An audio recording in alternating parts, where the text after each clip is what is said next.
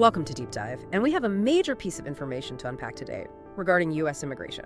Specifically, we are diving into something pretty significant: the anticipated reopening of the U.S. employment-based, the EB green card categories. We're talking EB1, EB2, EB3, and EB5. That's set for October 1, 2025.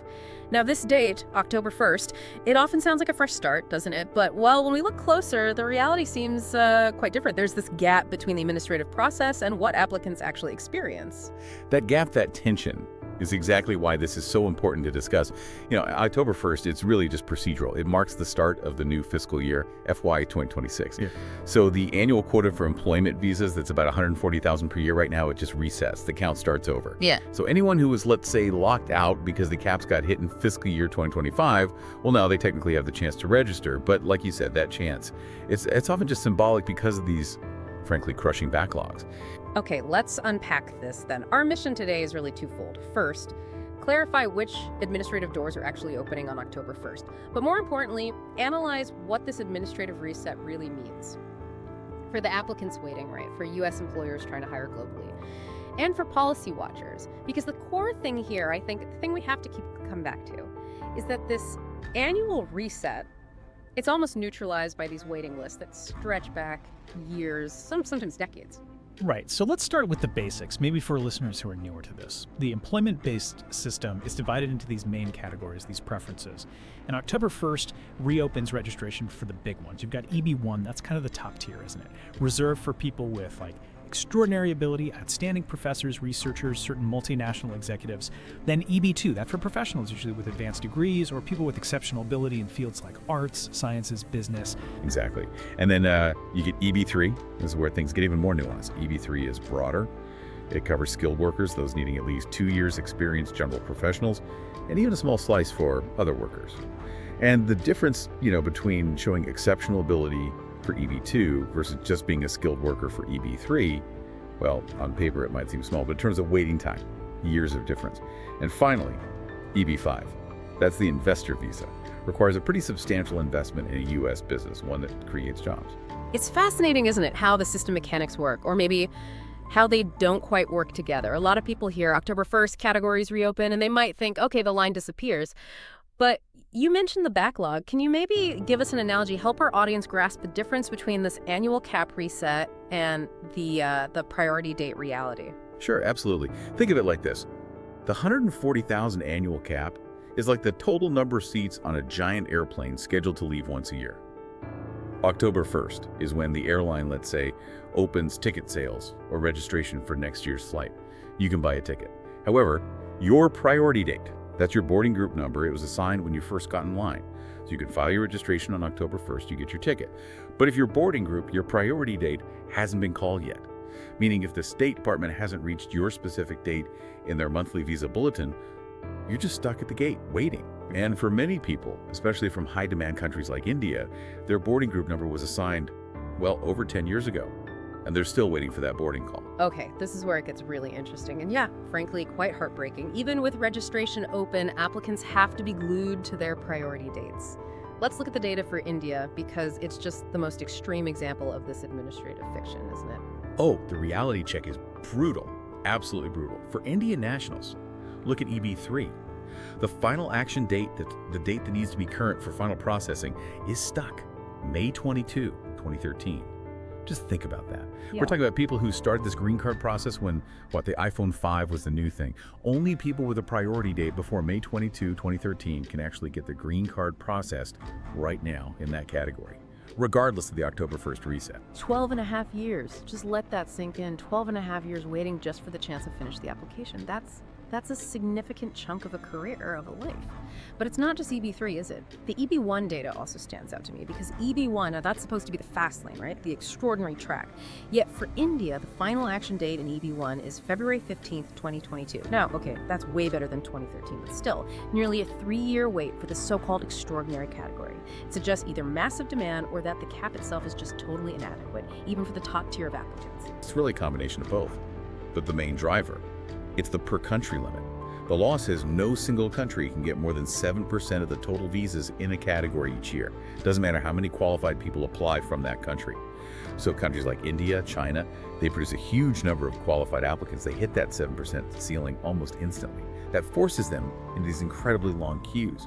So when you see even EB1 stalling for years for India, it tells you the demand among the very highest skilled is just vastly outstripping that small 7% slice of the pie. And connecting this to the wider picture, you mentioned one category is seeing some movement. That's EB5, the investor visa. We saw final action dates there creep forward a bit, maybe a few months as of August 2025. Yes, that's a really key point. That slight movement in EB5, it could signal a few things. Maybe recent changes to the program are working, stabilizing things, maybe reducing fraud concerns, which could speed up processing.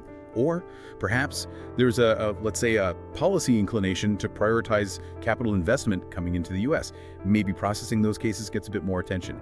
Either way, for the huge majority of skilled workers stuck in EB2 and EB3, especially from India, the monthly visa bulletin, that's their lifeline. That's the document everyone has to watch like a hawk. It gives those critical cutoff dates. So, okay, if the dates are that grim, May 2013 for EB3 India, what does this October 1st reopening really mean for, say, a U.S. company trying to hire top global talent today? Let's shift to the strategic consequences. Why should applicants pay attention to this procedural date if the real wait times aren't changing much? Well, for the immigrants, the applicants themselves, the message has to be about preparation, proactive preparation. Because lots of people will rush to register or file petitions around October 1st. So you need your documents ready now. We're talking certified degrees, detailed letters outlining work history, proof of funds if it's EB5. Getting everything lined up avoids delays later. And crucially, for someone on an H-1B visa, understanding how filing the green card petition impacts their H-1B status is vital. Specifically, if you're on an H-1B and your priority date is, years away, filing that EB2 or EB3 petition, getting it approved, can be the key. It can trigger rules allowing you to extend your H-1B status beyond the usual 6-year limit.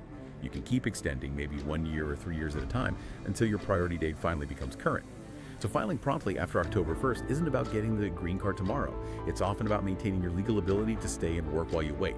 Preparation is absolutely key. Right, and that leads directly to the employers, the recruiters. This annual cycle means they need to look hard at their talent strategies.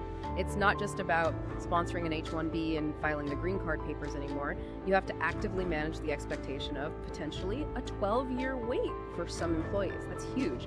For companies hiring heavily from places like India, relying solely on relocating someone to the US right away, that strategy seems broken, doesn't it?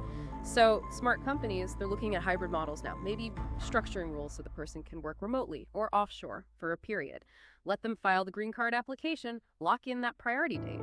But plan for them to work outside the US for maybe several years, only bringing them over when it's absolutely necessary, or ideally when that priority date gets much closer. Absolutely. And employers should also think strategically about which EB category to file under. EB2 often seems better than EB3. But if someone qualifies for both, some companies might file petitions in both categories concurrently if possible. Or they might even downgrade an approved EB2 petition to EB3 later if somehow the EB3 date were to move faster for their country.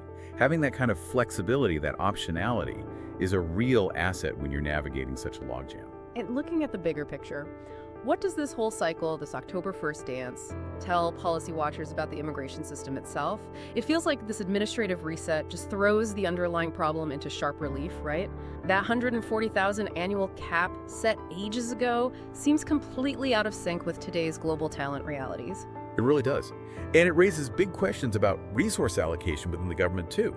USCIS and the State Department are still wrestling with massive visa backlogs and carryovers from previous years. Remember during the pandemic when family visa numbers went unused, they got added to the employment pool. That provided a temporary boost, sure, but the system absorbed those extra numbers incredibly quickly. So this October 1st reopening, it doesn't magically clear those decks. It just resets the counter for the standard 140,000 slots for FY 2026. Those slots will likely get eaten up very fast by people already waiting. The pressure on the system for the coming years, it remains immense. So what does this all mean? Let's try to sum it up. The October 1st date, it signals the annual procedural reset. It allows new registrations, new filings for EB1, EB2, EB3, and EB5 green cards. That part is true.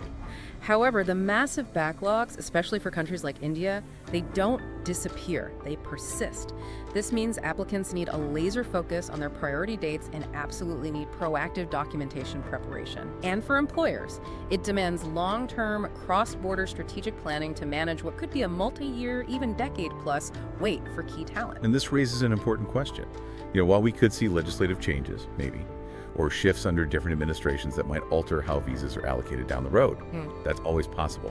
But the immediate reality right now for literally hundreds of thousands of skilled workers and their families is that their wait time is still dictated by a date set, in some cases more than 12 years ago. It makes October 1st feel less like a starting gun and more like just another day to check the visa bulletin and file more paperwork, not pack suitcases. All the best. And we will meet again with another important matter again.